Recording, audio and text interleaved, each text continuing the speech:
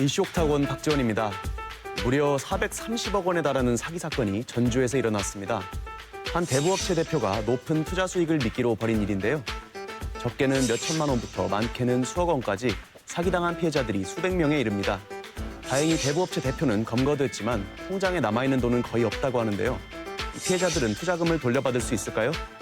역대급 사기 사건의 전모를 패밀리 리포트에서 파헤쳤습니다.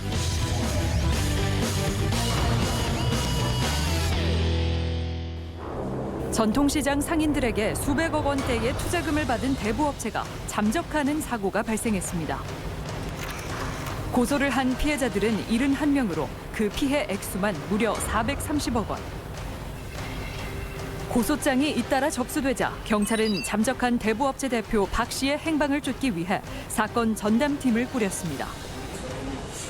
가뜩이나 코로나로 침체됐던 시장 분위기는 발칵 뒤집힌 상황. 죽을만이지. 죽을만이자. 그게 뭐 분위기가 뭐 그런데 이거 속 좋은 놈이 어디가 있어요. 역대급 사기 행각을 벌인 대부업체의 실체는 무엇이었을까? 10미닛 리포트에서 취재했습니다. 전주 중앙시장. 상인들은 지난 2018년부터 2년이 넘도록 대부업체 대표 박 씨와 거래해왔습니다. 박 씨가 10여 년 전부터 인근 신협에 근무하며 싹싹한 성격으로 상인들과 친분을 쌓아왔기에 가능했던 일. 예전에 그 신협에 오래 근무해가지고 10년 넘게 날마다 가방 들고 다니면서 인사하고 그런 사람이 갑자기 대부회사를 차렸다고 하니까 그렇게 하게 된 거예요.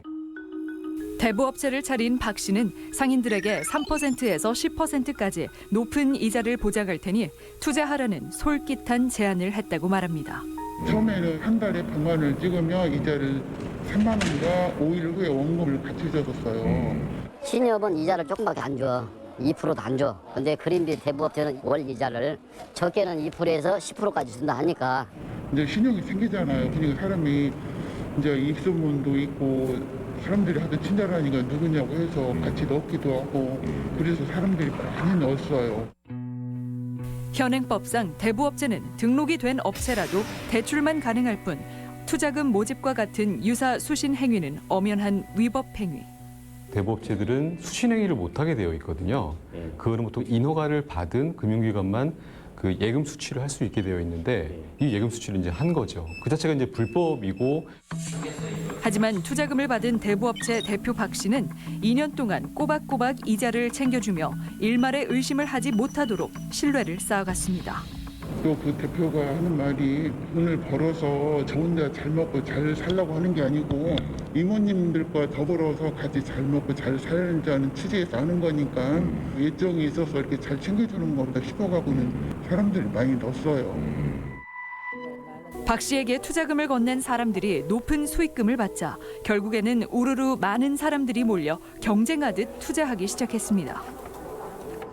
코로나 때문에 어려운 시국에 자기 돈을 여윳돈을 갖다 투자한 사람 없을 거라고. 조금은 불안하면서도 막 여러 사람이 많이 하니까 그냥 또 한 거지. 조금이라도 불리려고. 그러던 중 잠적 4개월 전인 올 1월 월 이율 10%라는 파격적인 프로모션을 제안했다는 박 씨. 처음에는 그렇게 많지 않다가 한 4개월 전부터 10%라는 프로모션을 했어요. 근데 이제 거기서 사람들이 이제 폭발적으로 그간에 무서워서 못 했고 돈 없어서 못 했고 한 사람이 이렇게 있다가 많이들 넣었어요. 그간의 신뢰를 바탕으로 대부업체 대표 박 씨에게 돈을 맡긴 수많은 상인들. 그로 인해 전주 대부분의 시장이 쑥대밭이 됐습니다. 중앙시장, 중앙상가, 모래내시장, 남부시장, 서부시장, 동부시장, 여기 남문, 객사 다 들어갔잖아. 피해자가 가장 많은 것으로 알려진 중앙시장을 비롯해 전주 일대의 모든 시장이 피해를 본 상황. 다른 시장의 분위기는 어떨까? 모래내 시장을 찾아가 본 제작진. 올해는 피해가 아유 많아요. 다 피해자들이요. 얼마나 받았어요? 평생 번 돈 다 날렸어요. 제작진은 어렵지 않게 또 다른 피해 상인을 만날 수 있었습니다. 명절 때 사부를 주겠다고 돈 있으면은 하라고 하더라고요.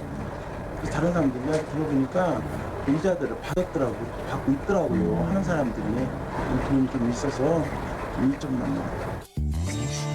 모래내 시장은 물론이고 현재까지 중앙시장에서 파악된 피해 상인만 해도 170여 명으로 액수 또한 상당했습니다. 그것도 궁금해서 분명 여기 가입한 사람 몇 명이야 했더니 5월에 합쳐서 170명이라고 했어요. 투자하신 돈이 얼마나 되세요? 한 7, 8천 돼요. 3천만 원. 3천만 원? 네. 2억이 넘어요. 2억이 좀 넘고. 이번 대부업 사기의 피해는 시장 상인들은 물론 대부업체 직원들과 또 다른 대부업체 두 곳도 피해를 주장하고 있는 상황. 게다가 일부 피해자들이 피해 사실을 밝히는 걸 꺼려하며 피해 규모는 더 커질 것으로 예상됩니다. 그 사람들은 이자를 그만큼 받았으니까 다 실시해보고 그냥 없는 걸 해버리려고. 나는 그냥 여기서 포기하겠다. 그냥 우리 가정부라 일어나서 진짜 생활이 하기 힘들어서 그거는 나타나지가 않아요. 근데 잠재된 사람이 엄청 많아요. 언론 보도상으론 시장 상인들의 피해가 부각됐지만 일반인 피해자도 있었습니다. 평소 자주 가던 음식점에서 우연히 대부업체 대표 박 씨를 알게 돼 투자를 권유받고 돈을 건넸다는 강 씨. 처음에는 의심이 돼가지고 처음에는 소액을 투자를 했었거든요. 근데 이제 배당금 부분에서는 실수를 안 하고 넣어줬으니까 이제 아는 지인들한테도 좀 끌어오고 그랬어요. 피해 금액은 어느 정도 돼요? 피해 금액이 토탈 다 해서 19억 한 4천 정도 됩니다. 지인들의 돈에 이자까지 재투자를 하며 강 씨가 피해를 본 금액은 자그마치 19억 4천여만 원. 처음에는 5%부터 시작을 해가지고요. 나중에는 많게는 그냥 금액이 커지니까 12%까지 한 번은 받아본 적이 있습니다. 대부업 관련 법률에 따르면 법정 최고금리는 연 24%를 초과할 수 없지만 이마저도 어긴 겁니다. 지금 뭐 상인들로부터 연 100% 이상의 이자를 지급한다고 했을 때 이것을 봤을 때는 대부업체가 영위할 수 있는 어떤 그런 가능성이 없기 때문에 그 이자율 같은 걸 따져 보셨다면 애초에 이건 사기라고 좀 의심할 수 있었을 것 같습니다. 그러던 중 지난 5월 17일 대부업체 박 씨가 갑자기 사라졌습니다. 5월 20일 날 전화 와가지고 대표가 아무래도 사라진 것 같다고. 제가 사무실에 그 다음날 갔을 적에는요. 난리도 아니었죠. 초상집 분위기였죠. 그 직원들도 전부 다 같이 투자를 했다고 그러더라고요. 적게는 몇 억부터 많게는 막 몇십억까지 이렇게. 굳게 문이 닫힌 대부업체 사무실에는 황급히 짐을 꾸린 흔적이 남아 있었고 출입문에는 직원들 역시 이번 사건의 피해자라는 안내문이 붙어 있었습니다. 하지만 이를 믿을 수 없다는 상인들. 대표가 잠적을 했는데도 계속 걷어갔잖아요. 계속 걷어갔어요. 그러니까 나는 짜고 치는 구슬도 많이 나나 싶어. 평생을 모은 피 같은 돈을 잃고 망연자실한 모습의 피해자들. 올 가을쯤에서 이사 자금이에요, 저는. 가지고 애 아빠가 이제 몰라요. 아들 결혼 비용으로 했다가 3개월짜리니까 그냥 의심 없이 넣었던 거고. 여기저기 다 뺄 수 있는데 빼서 넣고 마이너스 땡겨서 넣은 것도 있고 그래요.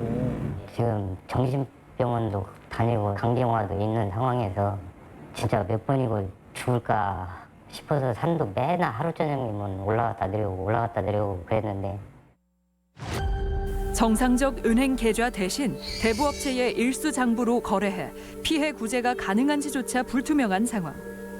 사기를 당한 피해자들은 하루아침에 빚까지 떠안게 됐습니다.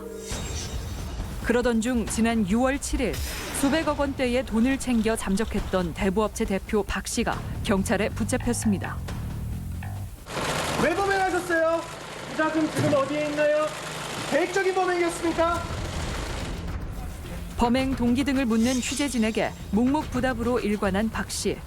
그런데 놀랍게도 그는 지난해 11월 인천에서도 비슷한 수법으로 범행을 저질러 재판을 받고 있었습니다. 사기 혐의로 기소돼 재판에 넘겨졌고 지난 5월 20일 예정된 공판을 앞두고 잠적한 것. 피해자들의 눈에서 피눈물이 흐르게 한 이번 범죄 역시 모두 계획적인 것은 아니었을까. 대부업체 사무실을 찾아가 봤지만 문은 굳게 닫혀 있었습니다. 대신 업체 직원과 통화를 하게 된 제작진.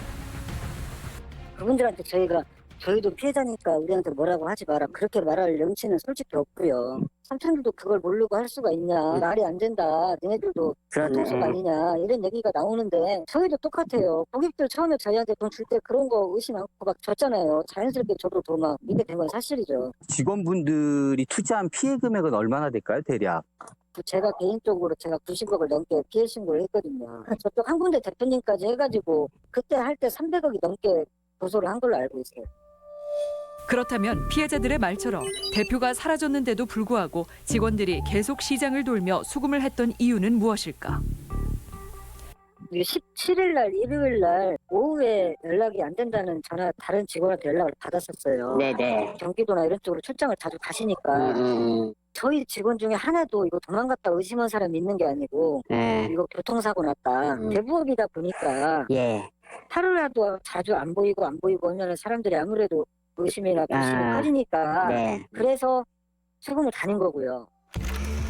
그렇다면 피해자들로부터 투자를 명목으로 수금해온 돈은 모두 어디에 어떻게 투자가 되고 있었던 것일까? 어떻게 투자하는지는 제가 옛날에 한번 물어봤었어요. 법인 쪽에 이렇게 자금을 돌려서 이익을 낸다고 얘기를 들었었거든요. 전주는 이 돈을 소화할 데가 없어서 광주나 경기도 쪽으로 간다고 그 말이 더 일리가 있다고 생각했거든요. 박 씨의 검거 이후 수감된 그를 찾아가 투자금에 대해 물었지만 역시나 묵묵부답이었다는 직원의 말. 이게 진짜 투자가 됐냐 아니면 말 그대로 돌려막기를 한 거냐. 근데 저도 밖에서 봐도 그냥 고개만 숙이고 있더라고요. 말을 않고. 근데 그 말만 하고 저도 더 할 말이 없지. 욕도 안 나오더라고요. 그 상황에서. 지난 2011년 김제의 어느 마늘밭에서 뭉치로 발견된 불법 도박 수익금 110억 원. 현재 대부업자 박 씨의 통장은 텅텅 비어있는 상태로 이처럼 어디론가 피해자들의 돈을 은닉해 놓은 것은 아닐까. 그렇다면 피해자들은 피해 금액을 돌려받을 수 있는 것일까? 실질적으로 가해자가 돈을 갖고 있지 않다면 변제받기는 어려울 건데 아마 검찰에서 은닉한 재산을 환수하기 위해서 아마 몰수에 또는 추징에 대한 보전 조치를 하지 않을까. 만약 박 씨가 이미 돈을 빼돌렸다면 투자금 전액을 회수하기엔 어려운 상황. 피해자들은 업체 대표를 엄정하게 처벌해야 한다고 이야기합니다. 특정유죄범죄, 가중처벌 등에 관한 범죄들에 대해서 처벌받을 건데 기본적으로 이 정도라고 하면 변제가 없는 경우에는 15년 이상의 형이 나와야 맞지 않을까라는 생각입니다.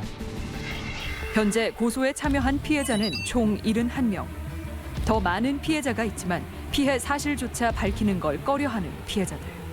전체 상인들 주장자들 다 같이 나서서 어떤 이슈를 만들어야 되는데 여자들이다 보니까 드러나기 때문에 지금 못하는 거더라고.